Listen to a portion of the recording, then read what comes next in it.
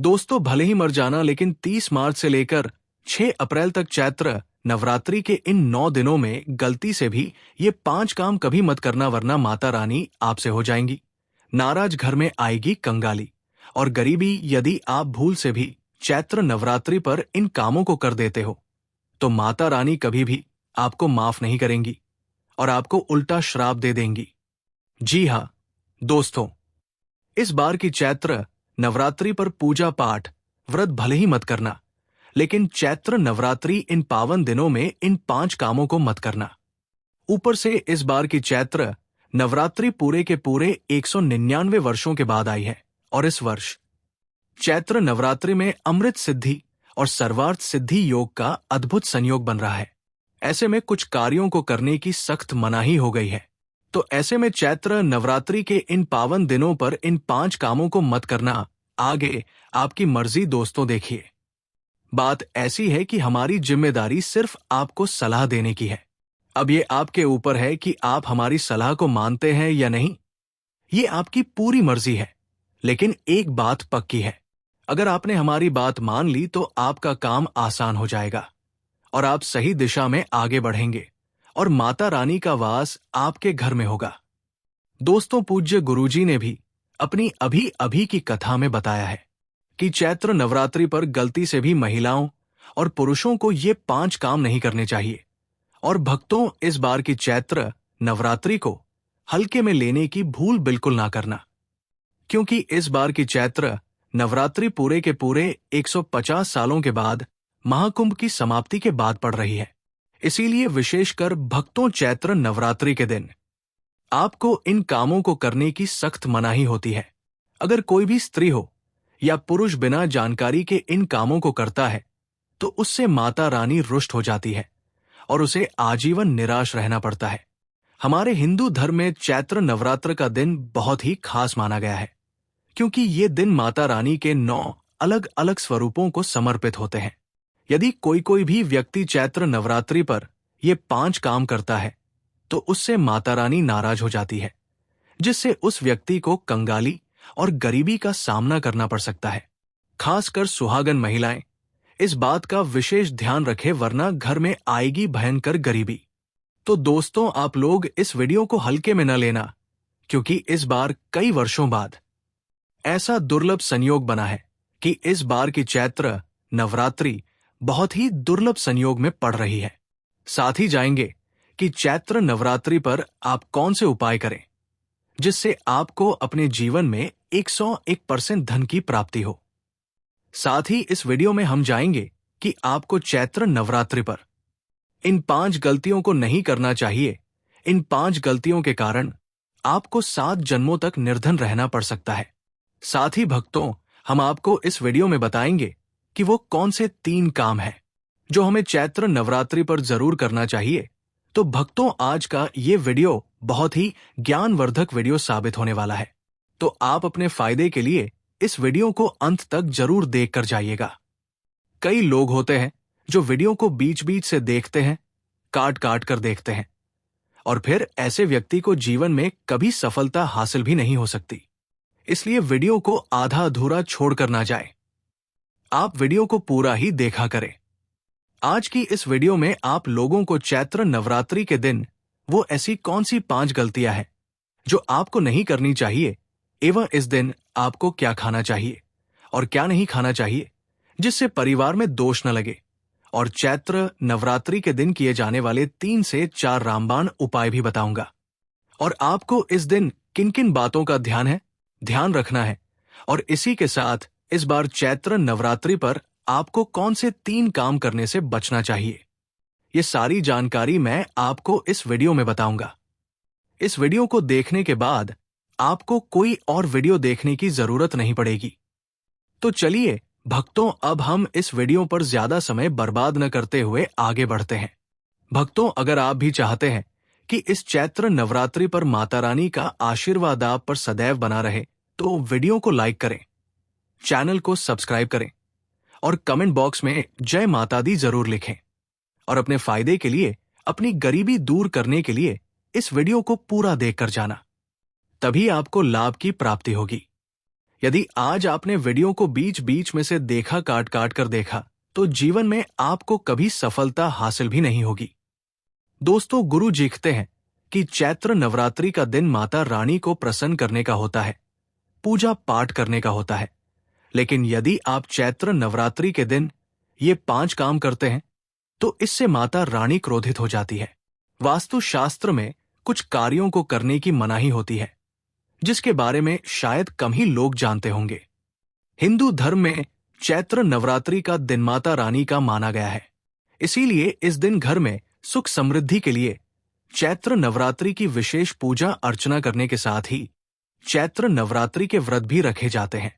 लेकिन अगर आप इस दिन ये 5 कार्य करते हैं तो इससे धन का नाश होने की संभावना हमेशा रहती है और माता रानी आपसे नाराज भी हो सकती है, क्योंकि चैत्र नवरात्रि का दिन माता रानी को समर्पित होता है और हर व्यक्ति के घर में माता रानी का होना बहुत जरूरी होता है, क्योंकि आजकल बिना भगवान की कृपा से जीवन अत्यधिक कष्ट से भरा हो जाता है।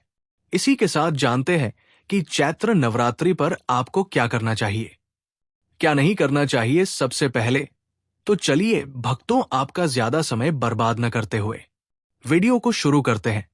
देखिए भक्तों, सबसे पहली बात तो यह है कि हमारे हिंदू धर्म एवं प्राचीन ग्रंथों में सभी तिथियों में चैत्र नवरात्रि को सर्वश्रेष्ठ माना गया है और चैत्र नवरात्रि का दिन माता रानी को समर्पित है।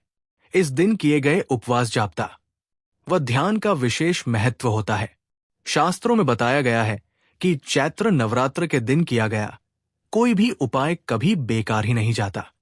शास्त्रों के अनुसार इस अत्यंत ही पुण्य एवं मंगलकारी तिथि पर कुछ ऐसे कार्य हैं जिनको करना वर्जित बताया गया है। ऐसा करने से व्यक्ति को जीवन में कई तरह की परेशानियों का सामना करना पड़ता है और माता लक्ष्मी की नाराजगी का भी सामना करना पड़ता है। आइए जानते हैं कि चैत्र नवरात्रि पर ऐसे कौन से कार्य हैं जिनको भूल कर भी नहीं करना चाहिए। चलिए जानते हैं पहली गलती के बारे में, जिसे कि हमें चैत्र नवरात्रि पर नहीं करना चाहिए।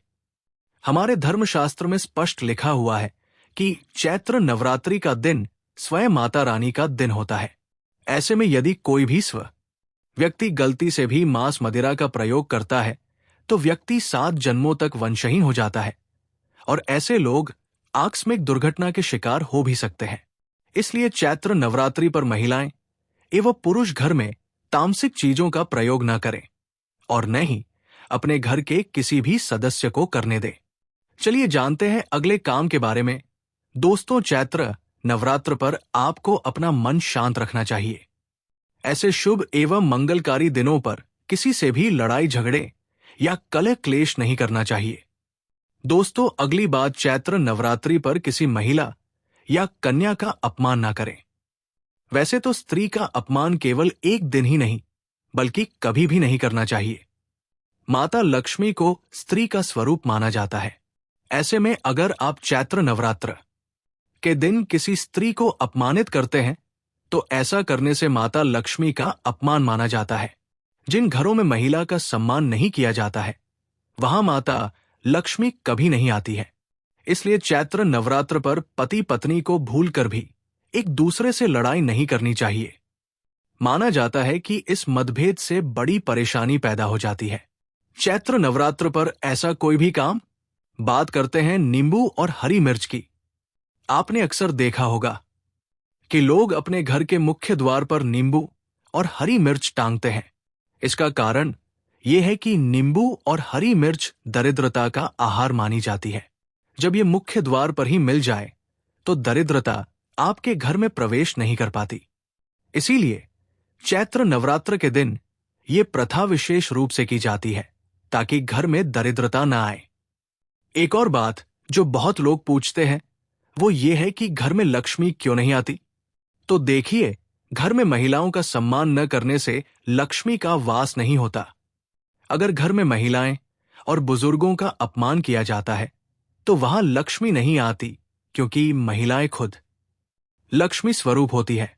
इसलिए चैत्र नवरात्रि के दिन और हमेशा महिलाओं का सम्मान करें।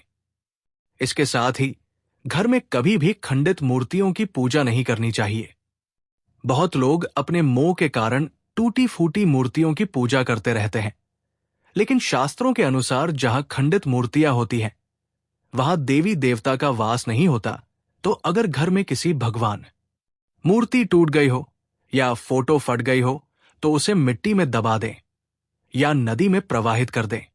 चैत्र नवरात्रि के दौरान शादीशुदा महिलाओं को या किसी भी महिला को एकदम सफेद रंग के कपड़े पहनकर पूजा पाठ नहीं करना चाहिए। साथ ही साथ एकदम काले रंग के कपड़े भी नहीं पहनना चाहिए। इससे पूजा, व्रत आदि खंडित हो जाती है, क्योंकि रंग को शोक का प्रतीक माना गया है। भक्तों, माता की चौकी जब आप लगाएं तो उसके नीचे कागज नहीं लगाना चाहिए। माता की चौकी हमेशा लाल कपड़ा बिछाकर ही बनाना चाहिए। हमेशा याद रहे, नवरात्रों के इन 9 दिनों तक व्रतधारी को अपना आसन चौकी के आगे ही लगाना चाहिए। और यदि आपने नवरात्रि में माता की चौकी स्थापित की है और जवारे बोए हैं, तो उसे नवरात्रों के दौरान अकेला नहीं छोड़ा चाहिए। ऐसा करना बहुत ही अशुभ माना जाता है। इससे दुर्गा माता नाराज हो जाती है और हमेशा के लिए चली जाती है। भक्तों, अब बात करते हैं दुर्गा मां को नवरात्रि में कौन सी चीजें चढ़ाना चाहिए और कौन सी चीजें भूलकर भी नहीं चढ़ाना चाहिए।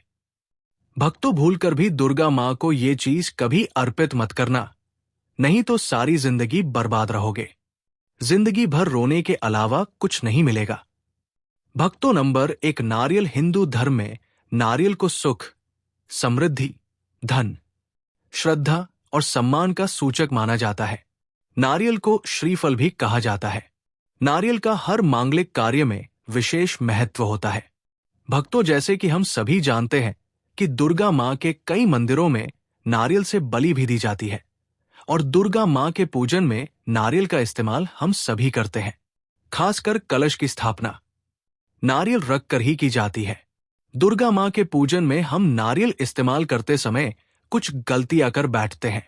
नारियल कई प्रकार के होते हैं, एक हरा, दूसरा सूखा जिसके अंदर पानी होता है, जीस नारियल के अंदर पानी होता है।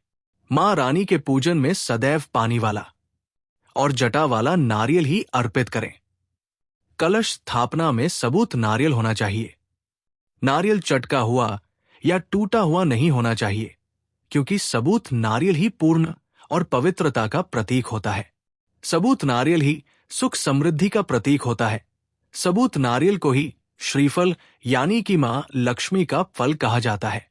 चैत्र नवरात्रों में दुर्गा मां के कलश की स्थापना करते समय जटा वाला और पानी वाला नारियल ही कलश पर स्थापित करना चाहिए।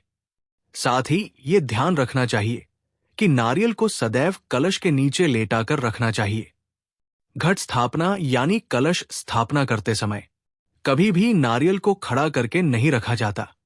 नारियल को सदैव लेटाकर ही कलश के ऊपर रखा जाता है।